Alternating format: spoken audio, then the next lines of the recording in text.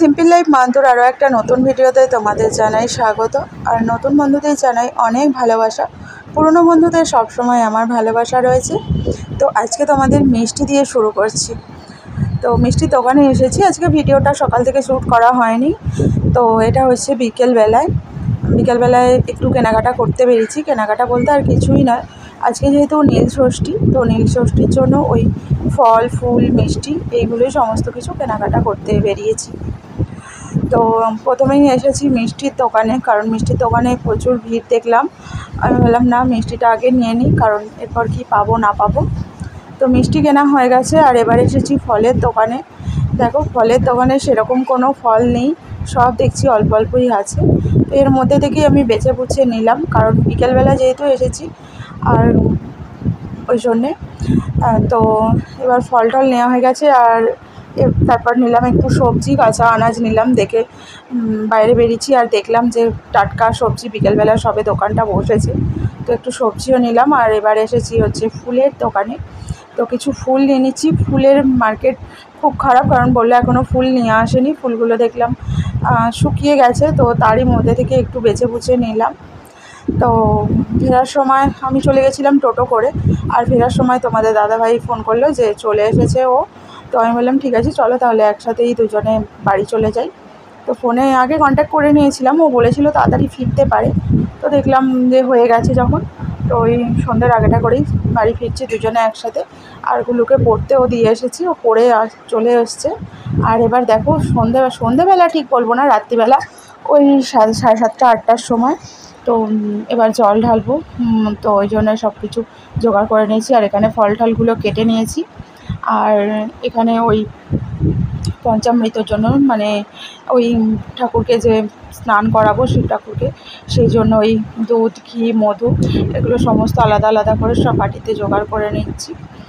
তো বাটি ঠাটিগুলো আগে বার করে নিয়েছিলাম, বার করে ধুয়ে রেখেছি। আর কিছুদিন আগেই তো শিবরাত্রি গেল, তো মানে মোটামুটি মেজে রেখে দিয়েছিলাম।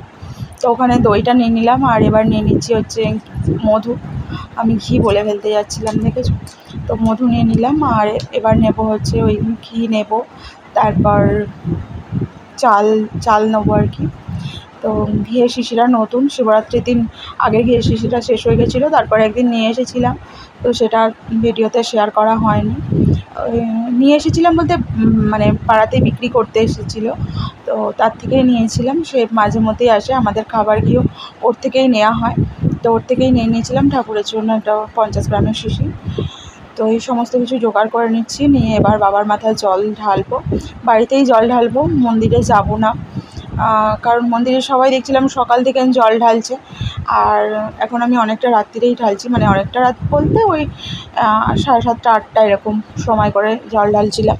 তো ওই অত রাত পর্যন্ত দেখলাম মন্দির খোলা নেই। আর আমি নীলষষ্ঠীর পুজোটা মানে একটু রাত করেই দিই, যেহেতু নীলের ঘরে বাতি দিতে হবে, তো বাতি দেওয়ার ব্যাপারটা আছে। তো আমার মনে হয় ওটা সন্ধ্যের পর দেওয়াটাই ঠিক বলে মনে হয়। তো এখন তো অনেকেই থাকতে পারে না, নানান রকম কারণে রোগ নাড়া, অনেকেই ওষুধ খেয়ে নিতে হয়, থাকতে পারে না। তো আমিও যতদিন পারবো করবো আর কি, দেখা যাক। সবসময় তো আর মানুষের সব কিছু ঠিকঠাক থাকে না। তো যতদিন পারবো এইভাবে করে যাব, সন্ধ্যেবেলায় ঢালার চেষ্টা করব। আর আজকে একটু প্রত্যেক বছরই আমি নীলষষ্ঠীর দিন বাবা মহাদেবকে ওই আম দিয়ে একটু পুজো দিই। যদিও আমাদের ওই রীতিটা নেই, অনেকেরই আছে যে পয়লা বৈশাখের দিন সেই কি গঙ্গায় বা নদীতে আম দিয়ে তারপর আম বরণী হয়, তারপর আম খেতে পারে। তো আমার শ্বশুরবাড়িতে এই নিয়মটা নেই। যাই হোক, আমি মানে নীলের উপোসের দিন মহাদেবকে ওই কাঁচা আম দিয়ে একটু পুজো দিই। আর এখানে দেখো আমার জল ঢালা হয়ে গেল। তো আমাদের সাথে কথা বলতে বলতে বাবার মাথায় জল ঢেলে নিলাম। তো এবার জল ঢেলে নিয়ে এবার মহাদেবকে সিংহাসনে তুলে দেবো। তো দিয়ে আমি একটু জপানি করে নিয়েছিলাম। তো আমি আমার মতন করেই পুজো করেছি, মানে পুজো করার চেষ্টা করেছি। আর এবার বাতিও জ্বাললাম। আর ওদিকে একটা ঘিয়ের প্রদীপও জ্বেলে দিয়েছি।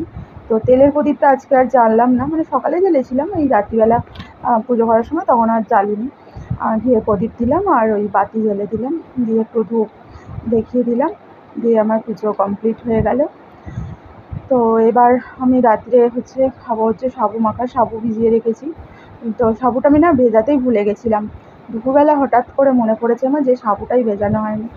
তো মাকে বললাম যে সাবুটা ভিজিয়ে দিতে, মা সাবুটা ভিজিয়ে দিয়েছিল আর কি। তো তারপরে পুজো টুজো করে উঠে সাবুটা মাখলাম, সাবুটা খেয়েছি। আর মা ওই লুচি টুচি খায়, তো মা আর কি সাবু মাখা খেতে পারে না। আমি এই নীলের উপোসই বলো বা শিবরাত্রির দিনই বলো, আমি সাবু মাখাটাই বেশি খাই। তো ওই একবারই খাই সারাদিন, তো এটাই। আর দেখো এখানে এবার হচ্ছে ওই ঘিয়ের প্রদীপটা দেখিয়ে দিচ্ছি মহাদেবকে, দিয়ে রেখে দিলাম। আর দেখো পুজো আমার কমপ্লিট হয়ে গেছে। তো আজকের ভিডিওটা তোমাদের কেমন লাগলো আর তোমরা কেমনভাবে নীলষষ্ঠীর ব্রত পালন করলে অবশ্যই কিন্তু আমাকে কমেন্ট করে জানিও। আর তোমরা যারা ভিডিও দাও তোমাদের ভিডিও তো অবশ্যই আমি দেখবো। আর দেখো মহাদেবকে খুব সুন্দর লাগছে, তাই না? তো একটু সুন্দর করে সাজালেই বেশ ভালো লাগে। তো চলো আমি সাবুটা মেখে নিয়ে খাই, ফল টল দিয়ে একটু মেখে নিয়েছিলাম। আর কী হয়েছে বলো তো, একটা জিনিস হয়ে গেছে। তো সেটা হচ্ছে আমি যখন ফল কিনতে গেছিলাম কলাটা কিনেছি, তো কলাটা মানে দোকান থেকে আমাকে দিতে ভুলে গেছে বা আমি নিয়ে আসতেও ভুলে গেছি হয়তো। তো তারপর আর বাড়ি এসে যখন আমি ফল টল বার করেছি দেখি কলাটা নেই। তো আবার নিচে ছিল, কাকিমাদের ছিল, কাকিমার থেকে আবার কলা নিলাম আর কি 3-4টে মতন। নিয়ে ওই কলাটা দিয়ে সাবুটা মেখে নিচ্ছি। কাকিমাদের দিয়েছিলাম একটু, আর আমার ভাইকে একটু দিয়েছিলাম, ভাই এসেছিলো তো ভাইকে একটু দিয়েছি। আর আমি বাকিটা খেয়েছি, বুলুও খায় না, তোমাদের দাদাভাইও খায় না, আর মা তো খায় না তোমাদের বললাম। এই দেখো ওই বাটিটাতে ওই কাকিমাদের দেবো বলে একটু দিয়ে মানে তুলে রাখছি। আর ভাইকে একটা টিফিন বক্সে দিয়ে দিয়েছিলাম। তো এইভাবেই কাটলো আমার নীলষষ্ঠীর দিন, মানে উপোসের দিনটা। তো তোমাদের কেমনভাবে কাটলো সেটা অবশ্যই জানিও। চলো আজকের ভিডিওটা এখানেই শেষ করছি, আবার ফিরে আসবো খুব তাড়াতাড়ি।